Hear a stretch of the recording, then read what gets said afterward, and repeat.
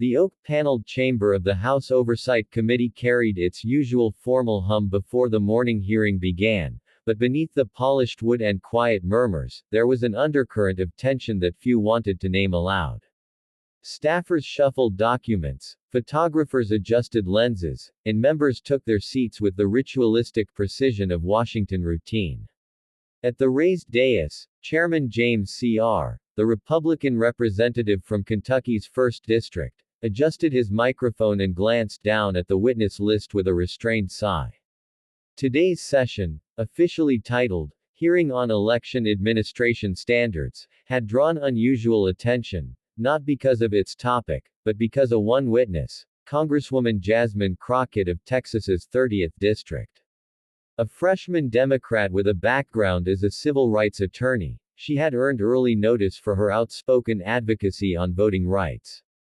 But in the quiet prelude before the gavel fell, CR's demeanor betrayed mild skepticism. To him, this felt like another predictable exchange of talking points, another chance for partisan rhetoric disguised as testimony. His years in Congress had taught him to recognize political theater when he saw it. He leaned toward a colleague and muttered something that drew a quiet chuckle. When the clock struck 10, the gavel fell with a crisp tap. The Committee on Oversight and Accountability will come to order, CR began, his voice steady but perfunctory. He offered the usual acknowledgments, outlined the purpose of the hearing, and then, almost mechanically, introduced the first witness. Congresswoman Jasmine Crockett, from the state of Texas, thank you for joining us today.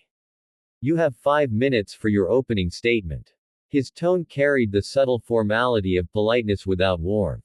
Cameras shifted toward the witness table. Crockett adjusted the microphone, offering a courteous nod before she began. Her voice was calm, deliberate, and unhurried, the practiced tone of someone used to building arguments under pressure. Thank you, Mr. Chairman, members of the committee. I appreciate the opportunity to speak on an issue that defines the foundation of our democracy, how we administer elections, and how those processes affect the rights of citizens. She didn't launch into partisanship.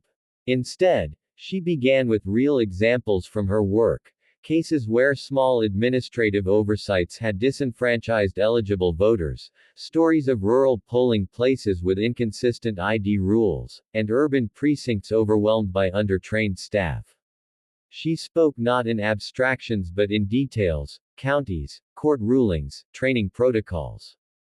At first, CR barely looked up from his notes, occasionally tapping his pen, scanning lines on his pad as though waiting for a predictable argument to appear. But something about her tone was disarming, measured, rational, informed without arrogance.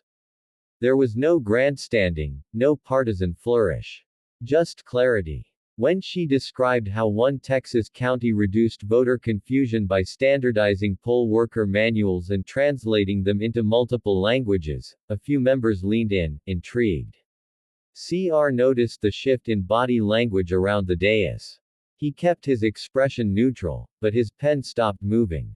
As Crockett continued, her focus remained unwaveringly on implementation, not ideology. Election laws are only as fair as the systems that apply them, she said evenly. What I've seen in practice is that most failures in access are not caused by bad faith, but by poor design and inconsistent training. If we fix those, we fix trust. The phrase, we fix trust, landed in the silence like a subtle echo. CR adjusted his glasses, glanced toward the ranking member, and returned his attention to the witness. He still wasn't convinced, but he was listening. When her 5 minutes ended, she concluded precisely on time. Thank you for your attention. I welcome your questions. The chairman hesitated for a fraction of a second before responding. Thank you, Congresswoman, he said, a touch more formally than usual. I appreciate your testimony. I'll begin with a few questions. His voice sharpened slightly, the tone of a man accustomed to cross-examination. You've spoken about administrative consistency, he began, but wouldn't you agree that excessive federal oversight risks undermining state autonomy in election management? It was a pointed, skeptical question. Crockett didn't flinch. Mr. Chairman, she replied evenly, state autonomy is essential, but consistency doesn't have to mean control. The federal role can be one of guidance, shared best practices, not mandates. We've seen this balance work in other domains, like emergency management and transportation safety. Elections can learn from that model. Her calm reframing caught him off guard. It wasn't a deflection, it was an answer rooted in pragmatic governance. CR leaned back slightly. All right, he said, flipping a page on his notepad. And you mentioned training as a critical issue. Isn't that something local jurisdictions should already handle effectively? Ideally, yes, she replied, but local capacity varies widely. Some counties have full-time election departments with robust training programs, others rely on volunteers who receive only a few hours of preparation. A standardized national framework doesn't replace local control, it strengthens it. The tone of the exchange had shifted. What began as interrogation had become dialogue. Around the room, staffers noticed. A journalist scribbled a note. Even the ranking member, seated a few chairs away, raised an eyebrow at the chairman's uncharacteristic patience. For several minutes, the back and forth continued. CR pressed on security concerns, citing examples of voter fraud allegations. Crockett countered with verified data, distinguishing between perception and statistically proven incidents. Integrity and access are not competing values, she said at one point. They reinforce each other when policy is implemented with precision. There was no hint of defensiveness in her tone, only quiet certainty. When she referenced counties in Kentucky, his own state, where streamlined poll worker certification had improved both accuracy and efficiency, CR's expression changed imperceptibly. He hadn't expected her to reference local examples, much less to cite them with that level of specificity. He looked down, then back up. You've done your homework, he murmured, not into the microphone but audibly enough for nearby members to hear. A ripple of subdued laughter moved across the dais. Crockett smiled faintly but said nothing. The exchange continued for another few minutes until the ranking member gestured lightly, signaling the end of the chairman's allotted time. But CR didn't move to yield immediately. One final question, he said, leaning forward. You've spoken about improving systems rather than rewriting laws. If you had to prioritize one reform that both parties could realistically agree on, what would it be? The question, though simple, carried genuine curiosity. Crockett paused thoughtfully before answering. Training, she said. Because no matter what laws we pass, the system depends on the people who administer it. If they understand both the legal standards and the human impact, we build trust from the ground up. That's where reform begins. There was no applause, hearings don't allow for that, but a quiet stillness filled the room. CR nodded slowly, a gesture so subtle it almost went unnoticed. Thank you, he said, his tone notably softer. That's a fair point. The rest of the session unfolded with measured rhythm. Other members posed questions, some partisan, some procedural, but the earlier tension had dissipated. CR, who usually filled his notepad with reminders and talking points, instead found himself writing fragments of her phrasing. Implementation over ideology, training builds trust, federal guidance, not control.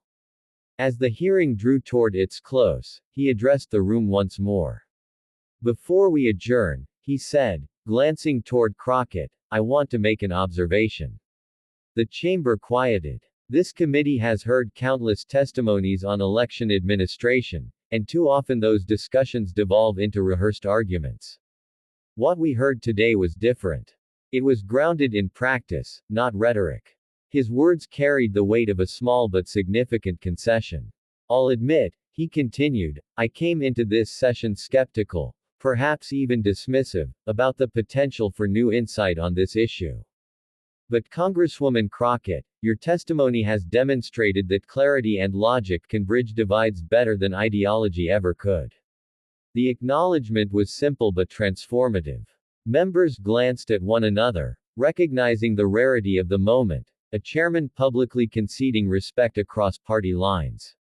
Crockett inclined her head modestly. Thank you, Mr. Chairman. The gavel eventually fell, marking the formal end of the hearing. But what lingered in the air wasn't procedural closure, it was something subtler, harder to define, a quiet recalibration of perception. As staffers began packing up folders and reporters filed their summaries, CR remained seated for a moment longer than usual. When he finally stood, he stepped down from the dais and crossed the floor toward the witness table, a gesture that few in the chamber failed to notice. Congresswoman, he said quietly as they shook hands, I appreciate the perspective you brought today. It's easy to forget that practical solutions still exist in this town. Thank you, Mr. Chairman, she replied, matching his calm. I believe they do, if we listen long enough to find them.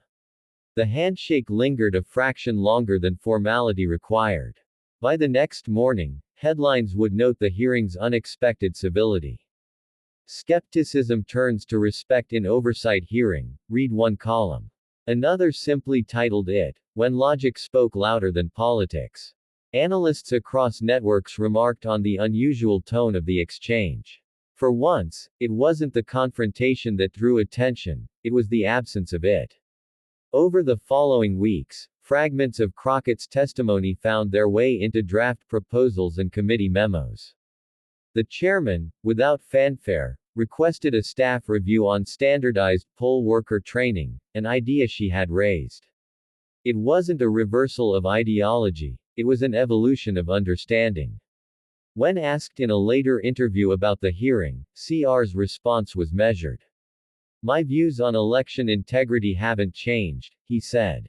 But I've come to appreciate that integrity depends as much on process as it does on principle. Congresswoman Crockett reminded us of that balance. The hearing itself faded from the headlines within days, as most do, but among those who had been present in that oak-paneled chamber, it became a quiet benchmark, a reminder that respect in politics isn't owed, but earned through substance. Crockett's staff received dozens of messages from local officials and election administrators across the country, asking for copies of her training models and case studies. Within months, bipartisan groups began referencing her data in discussions about improving election infrastructure. The transformation had begun, not with a dramatic clash or viral sound bite, but with the steady force of reason delivered in calm precision. The lesson echoed quietly through the corridors of Capitol Hill long after the cameras packed away. Change, when it happens in Washington, rarely announces itself. Sometimes it begins with a dismissive glance that turns into genuine attention, a skeptical question that evolves into understanding, and a hearing that begins in doubt but ends in respect. That day in the House Oversight Committee wasn't remembered for outrage or division. It was remembered for something far rarer, the moment when professionalism reclaimed the floor, and a young lawmaker from Texas proved that knowledge, patience, and quiet conviction could disarm even the sharpest skeptic. In a city built on argument, Jasmine Crockett had demonstrated a different kind of strength, the power to persuade not by volume, but by truth.